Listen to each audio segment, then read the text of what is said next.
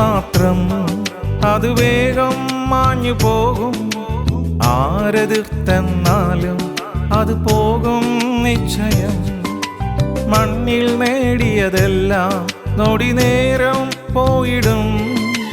കണ്ടിടും നാം വിണ്ണിൽ ദൂരയാദേശം. മണ്ണിൽ നേടിയതെല്ലാം നൊടി നേരം പോയിടും. കണ്ടിടും നാം വിണ്ണിൽ ദൂരയാദേശം. ഒരുങ്ങിയിട്ടുണ്ടോ നാം, ഒരുങ്ങിയിട്ടുണ്ടോ? വിശുദ്ധിയെ തികച്ചങ്ങ് പറന്നു പോകാം. ഒരുങ്ങിയിട്ടുണ്ടോ നാം, ഒരുങ്ങിയിട്ടുണ്ടോ? വിശുദ്ധിയെ തികച്ചങ്ങ് പറന്നു പോകാം.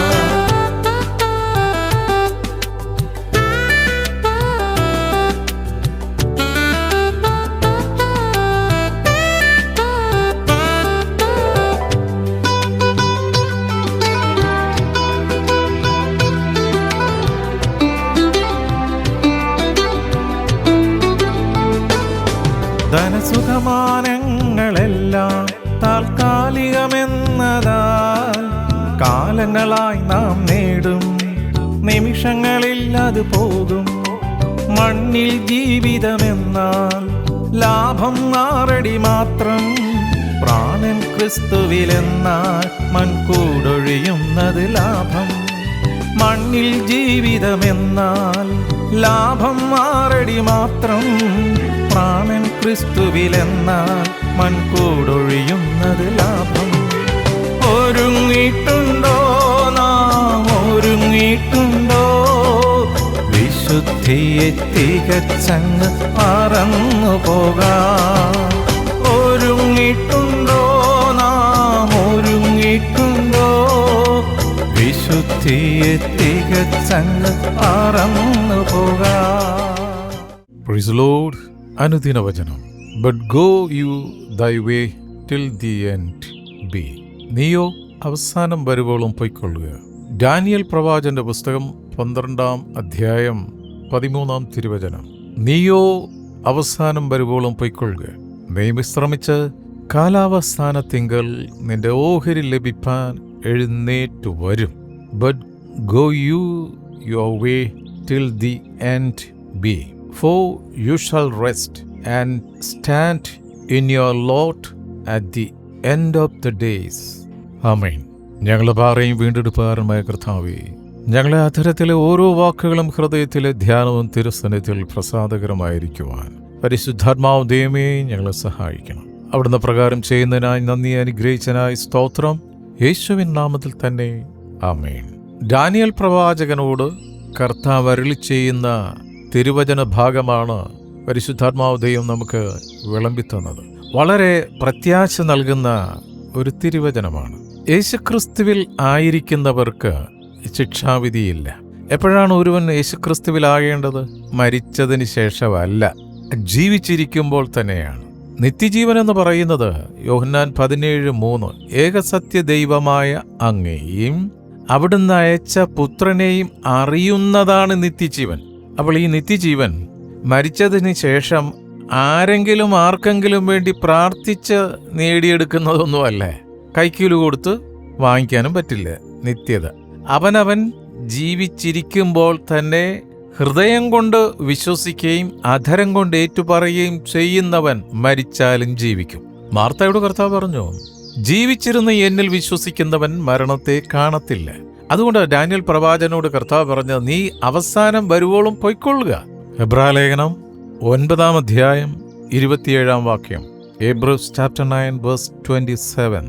And as it is appointed unto men once to die, but after this the judgment. ഒരിക്കൽ മരിക്കുകയും പിന്നെ ന്യായവിധിയും മനുഷ്യർക്ക് നിയമിച്ചിരിക്കുന്നു. ഹല്ലേലൂയ. അപ്പോൾ ഏത് മനുഷ്യനും ഒരിക്കൽ മരിക്കണം. മരിച്ചില്ലെങ്കിൽ എന്തൊക്കെയോ കുഴപ്പങ്ങളുണ്ട്. നമ്മളൊക്കെ മരിക്കാതിരിക്കാനാണല്ലോ എന്തെല്ലാം ഗുസ്തിയാ ചെയ്തു കൂട്ടുന്നത്. അതുകൊണ്ട് സന്തോഷത്തോടെ എന്നെ ഇപ്പം ശ്രമിക്കുന്ന മകനെ മകളെ ഒന്ന് അങ്ങോട്ടും ഇങ്ങോട്ടും നോക്കിയിട്ട് പറ, നീ മരിക്കുമെന്ന് പറ. ഒന്നുകൂടെ പറ, നീ മരിക്കും. അങ്ങനെയെങ്കിൽ ആ പേടി അങ്ങ് മാറട്ടെ. സ്തോത്രം. ചിലരുടെയൊക്കെ ഇരിപ്പും നിപ്പും മട്ടും ഭാവവും എല്ലാം കണ്ടു കഴിഞ്ഞാൽ അവർക്ക് മരണവുമില്ല. ഈ ഭൂമി അടപടലോടെ അടിച്ചു മാറ്റി ജീവിക്കുമെന്നുള്ളതാണ്. എന്നേക്കും ഇവിടെ ജീവിക്കാമെന്നുള്ള, ഇവിടെ എന്നേക്കും നമുക്ക് ജീവിക്കാൻ സാധ്യമല്ല. ഒരിക്കൽ മരണവും പിന്നെ ന്യായവിധിയും മനുഷ്യർക്കായി ദൈവം വെച്ചിരിക്കുന്നു. അപ്പോൾ ദാനിയേലിനോട് കർത്താവിൻ്റെ വചനം പറയുകയാണ്, നീയോ അവസാനം വരുവോളം പൊയ്ക്കൊള്ളുക. നീ വിശ്രമിച്ച കാലാവസ്ഥാനത്തിങ്കൽ നിന്റെ ഓഹരി ലഭിപ്പാൻ എഴുന്നേറ്റു വരും. വന്നേക്കുമെന്നല്ല, എഴുന്നേറ്റു വരും. അപ്പോൾ പുനരുത്ഥാനമുണ്ട്. എപ്പോഴാണത്? വീണ്ടെടുപ്പുകാരനായ കർത്താവ് രണ്ടാമത് വരുമ്പോൾ യേശുക്രിസ്തുവിൽ മരിച്ചവർ ആദ്യം ഉയർത്തെണീക്കും. എല്ലാവരും ഉയർത്തെണീക്കുമെന്നാ പറയുന്നത്. എല്ലാവരും മരിച്ചവർ ഉയർത്തെണീക്കുമെന്നാ പറയുന്നത്. പക്ഷെ കൂടെ പോകാൻ പോകുന്നത് എല്ലാവരും പോകില്ല. ഈ കർത്താവ് യേശുക്രിസ്തുവിനെ ജീവിച്ചിരുന്നപ്പോൾ രക്ഷകനും നാഥനുമായി സ്വീകരിച്ച് അവനു വേണ്ടി ജീവിതം സമർപ്പിച്ച് ദൈവത്തിൻ്റെ ന്യായപ്രമാണമനുസരിച്ച് ദൈവത്തിൻ്റെ വചനമനുസരിച്ച് അവിടുത്തോട് ഒട്ടിച്ചേർന്ന് ഒരു വിശുദ്ധ ജീവിതം നയിച്ചവർ മാത്രമേ ഈ മണവാളൻ്റെ കൂടെ പോവുകയുള്ളൂ. ഹല്ലേലൂയ! വളരെ പ്രത്യാശ തരുന്ന ഒരു വചനഭാഗമാണ് ഇന്ന് കർത്താവ് നമുക്കായിട്ട് നൽകുന്നത്. അതുകൊണ്ട് ജീവിച്ചിരിക്കുമ്പോൾ തന്നെ ഈ നിത്യജീവൻ പ്രാപിക്കണം. സ്തോത്രം! നിത്യജീവൻ ഉറപ്പാക്കിയിട്ട് വേണം പെട്ടി കിടന്നുറങ്ങാൻ. സ്തോത്രം! അങ്ങോട്ടും ഇങ്ങോട്ടും നോക്കിയിട്ട് പറ, നിത്യജീവൻ ഇവിടെ വെച്ച് തന്നെ ഉറപ്പാക്കണമെന്ന് പറ. നിത്യജീവൻ, സഹോദര സഹോദരി, നീ ചേർന്ന് നിൽക്കുന്ന ഒരു സഭയും ആ സഭയിലെ ഒരു നേതാക്കന്മാർക്കും നിനക്ക് പ്രാർത്ഥിച്ചു തരാൻ സാധിക്കത്തില്ല. അത് നീ തന്നെ ചെയ്യണം. നീ തന്നെ നിത്യജീവൻ കർത്താവിൻ്റെ മുൻപിൽ ചെന്ന് കർത്താവിനെ ഏറ്റുപറയണം. സ്തോത്രം! സുവിശേഷം അനുസരിക്കണം.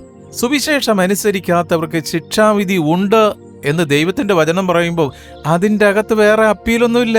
സ്തോത്രം! അത് വളരെ വ്യക്തമാണ്. ധനവാന്റെയും ലാസറിന്റെ ഉപമയിൽ ആ തിരുവചന സത്യം വെളിപ്പെടുത്തിയിട്ടുണ്ട്. അത് മറ്റൊരു അവസരത്തിൽ നമുക്ക് ചിന്തിക്കാം. വെളിപ്പാട് പുസ്തകം 14-ാം അധ്യായത്തിന്റെ 13-ാമത്തെ വാക്യം, റെവലേഷൻസ് ചാപ്റ്റർ 14 വേഴ്സ് 13. ഞാൻ സ്വർഗത്തിൽ നിന്ന് ഒരു ശബ്ദം കേട്ടു. അത് പറഞ്ഞു, എഴുതുക, ഇന്നു മുതൽ കർത്താവിൽ മരിക്കുന്ന മൃതന്മാർ ഭാഗ്യവാന്മാർ. അതെ, അവർ തങ്ങളുടെ പ്രയത്നങ്ങളിൽ നിന്ന് വിശ്രമിക്കേണ്ടതാകുന്നു. അവരുടെ പ്രവൃത്തി അവരെ പിന്തുടരുന്നു എന്ന് ആത്മാവ് പറയുന്നു. ഹല്ലേലൂയ! ഈ തിരുവചന ഭാഗം മതപുരോഹിതൻ വ്യാഖ്യാനിച്ചു തരത്തില്ല. കാരണം മതപുരോഹിതൻ ഇത് വ്യാഖ്യാനിച്ചാൽ പിന്നെ മരണാനന്തര ശുശ്രൂഷ ഇല്ല. സ്തോത്രം! മരിച്ചതിന് ശേഷം ആർക്കും ആരെയും പ്രാർത്ഥിച്ച് നിത്യതയിൽ കടത്താൻ സാധ്യമല്ല. സ്തോത്രം!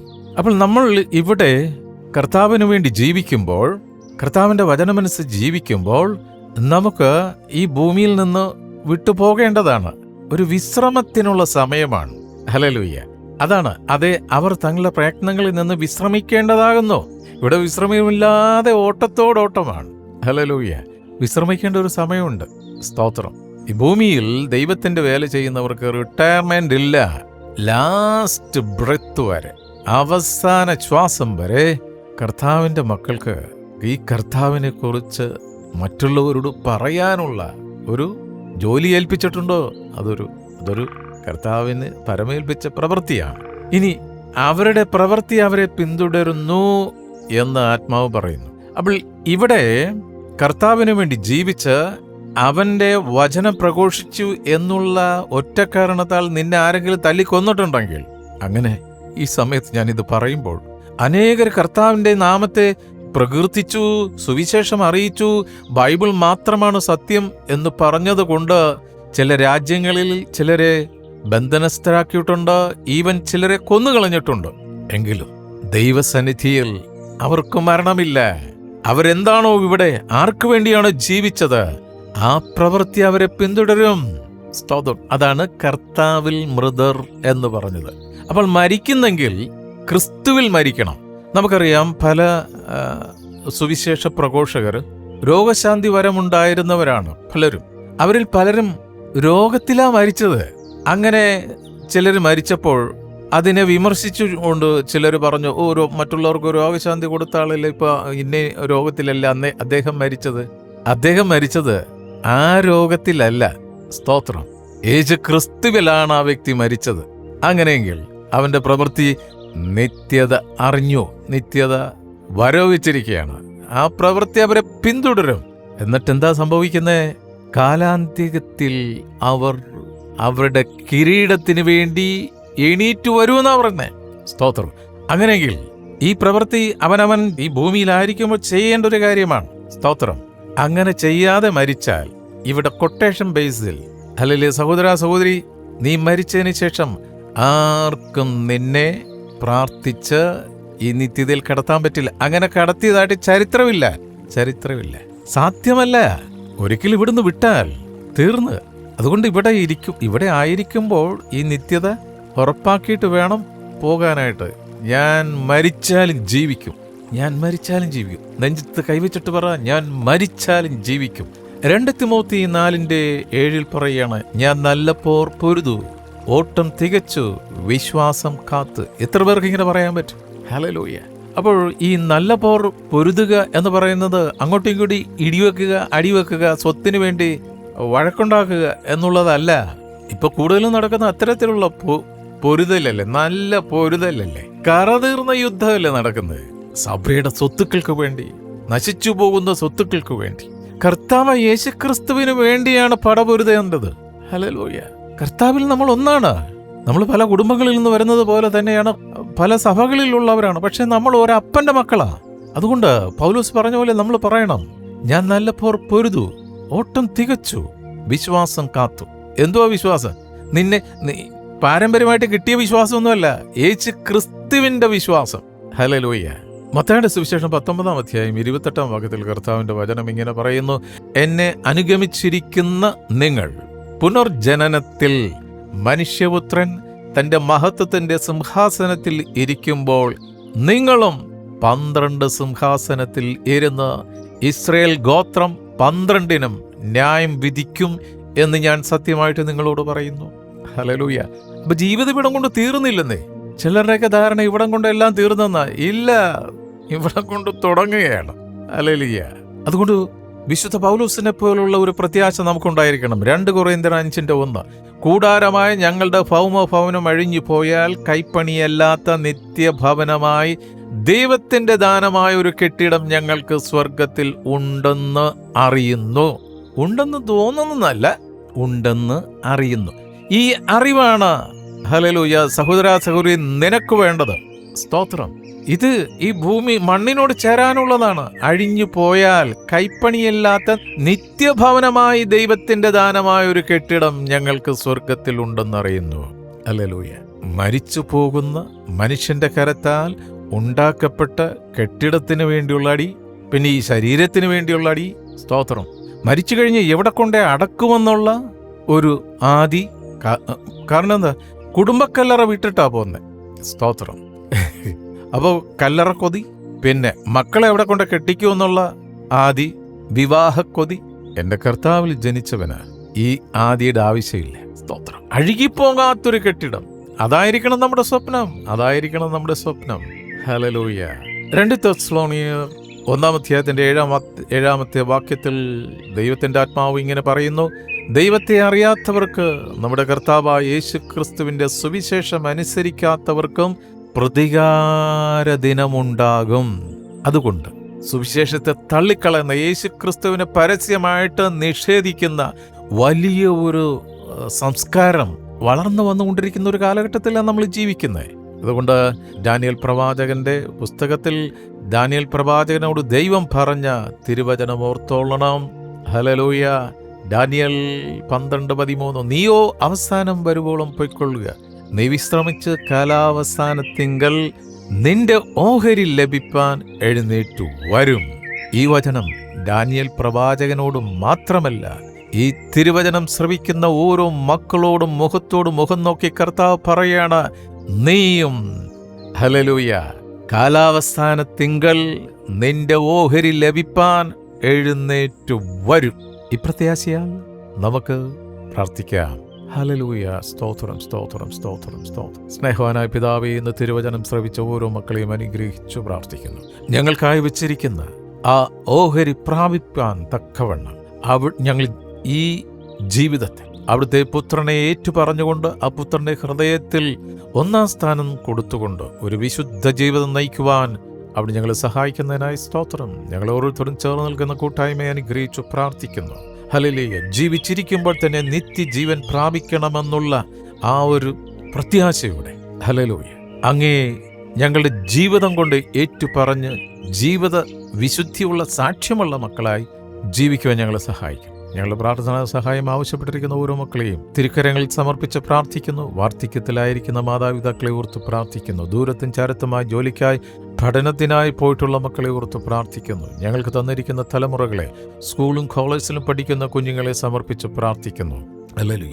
ഞങ്ങൾക്ക് തന്നിരിക്കുന്ന ഭൗതിക നന്മകൾക്കായി സ്തോത്രം. ഞങ്ങളുടെ വയലുകളെ അവിടുത്തെ കരങ്ങളിൽ തരുന്നു. ഞങ്ങളുടെ ഓഫീസുകളെ അവിടുത്തെ കരങ്ങളിൽ തരുന്നു. ഞങ്ങളുടെ ബിസിനസ്സിനെ അവിടുത്തെ കരങ്ങളിൽ തരുന്നു. ഹല്ലേലൂയ. അവിടുത്തെ അനുഗ്രഹത്തിന്റെ കരം വെച്ച് അവിടെ ഞങ്ങളെ സ്പർശിച്ചിരിക്കാൻ സ്തോത്രം. ഹല്ലേലൂയ. ഞങ്ങളുടെ മാതൃരാജ്യം ഇന്ത്യ അനുഗ്രഹിച്ച് പ്രാർത്ഥിക്കുന്നു. ഇന്ത്യ അനുഗ്രഹിക്കപ്പെട്ട ഒരു രാജ്യമായി മാറട്ടെ. എല്ലാ സംസ്ഥാനങ്ങളെയും, പ്രത്യേകിച്ച് ബീഹാർ സംസ്ഥാനത്തെയും കേരളത്തെയും കർണാടകത്തെയും തമിഴ്നാടിനെയും പ്രത്യേകമായി സമർപ്പിച്ച് പ്രാർത്ഥിക്കുന്നു. നിന്റെ ചെറിയ കീഴിൽ ഹല്ലേലൂയ ഞങ്ങളെ കാക്കുന്നതിനായി സ്തോത്രം അപ്പാ. ഹല്ലേലൂയ. സ്തോത്രം, സ്തോത്രം, സ്തോത്രം. ഇന്നത്തെ ഞങ്ങളെ എല്ലാ പ്രവൃത്തികളെയും അവിടുന്ന് അനുഗ്രഹിച്ചിരിക്കാതെ സ്തോത്രം. അകത്തു വരുമ്പോഴും പുറത്തു പോകുമ്പോഴും മേഘസ്തംഭം അഗ്നി തൂണായി തിരുസാന്നിധ്യം കൂടെയിരുന്ന് ഞങ്ങളെ മാനിക്കുന്നതിനായി നന്ദി പറയുന്നു. പ്രാർത്ഥനയെ യാചനയെ കേട്ടിരിക്കാൻ സ്തോത്രപ്പാ. യേശുവിൻ നാമത്തിൽ തന്നെ. ആമേൻ, ആമേൻ, ആമേൻ.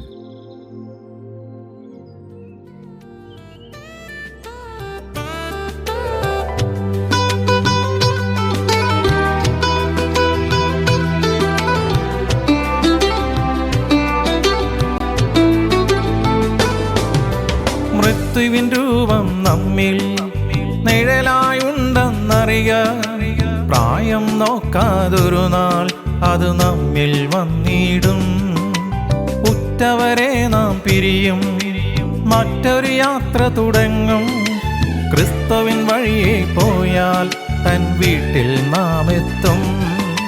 ഉറ്റവരെ നാം പിരിയും, മറ്റൊരു യാത്ര തുടങ്ങും. ക്രിസ്തുവിൻ വഴിയെ പോയാൽ തൻ വീട്ടിൽ നാം എത്തും. ഒരുങ്ങിയിട്ടുണ്ടോ നാം, ഒരുങ്ങിയിട്ടുണ്ടോ? വിശുദ്ധിയെ തികച്ചങ്ങ് പറന്നു പോകാം. ഒരുങ്ങിയിട്ടുണ്ടോ നാം, ഒരുങ്ങിയിട്ടുണ്ടോ? വിശുദ്ധിയെ തികച്ചങ്ങ് പറന്നു പോകാം. ഒരു ജീവിതം മാത്രം, അത് വേഗം മാഞ്ഞു പോകും. ആരെതിർത്തെന്നാലും അത് പോകും നിശ്ചയം. മണ്ണിൽ നേടിയതെല്ലാം നൊടി നേരം പോയിടും. കണ്ടിടും നാം വിണ്ണിൽ ദൂരയാദേശം. മണ്ണിൽ നേടിയതെല്ലാം നൊടി നേരം പോയിടും. കണ്ടിടും നാം വിണ്ണിൽ ദൂരയാദേശം. ഒരുങ്ങിയിട്ടുണ്ടോ നാം, ഒരുങ്ങിയിട്ടുണ്ടോ? വിശുദ്ധിയെ തികച്ചങ്ങ് പറന്നു പോകാം. ഒരുങ്ങിയിട്ടുണ്ടോ നാം, ഒരുങ്ങിയിട്ടുണ്ടോ? വിശുദ്ധിയെ തികച്ചങ്ങ് പറന്നു പോകാം. ഒരുങ്ങിയിട്ടുണ്ടോ നാം, ഒരുങ്ങിയിട്ടുണ്ടോ? വിശുദ്ധിയെ തികച്ചങ്ങ് പറന്നു പോകാം. ഒരുങ്ങിയിട്ടുണ്ടോ നാം, ഒരുങ്ങിയിട്ടുണ്ടോ? വിശുദ്ധിയെ തികച്ചങ്ങ് പറന്നു പോകാം. ഒരുങ്ങിയിട്ടുണ്ടോ നാം, ഒരുങ്ങിയിട്ടുണ്ടോ? വിശുദ്ധിയെ തികച്ചങ്ങ് പറന്നു പോകാം. ഒരുങ്ങിയിട്ടുണ്ടോ നാം, ഒരുങ്ങിയിട്ടുണ്ടോ? വിശുദ്ധിയെ തികച്ചങ്ങ് പറന്നു പോകാം. ഒരുങ്ങിയിട്ടുണ്ടോ നാം, ഒരുങ്ങിയിട്ടുണ്ടോ? വിശുദ്ധിയെ തികച്ചങ്ങ് പറന്നു പോകാം.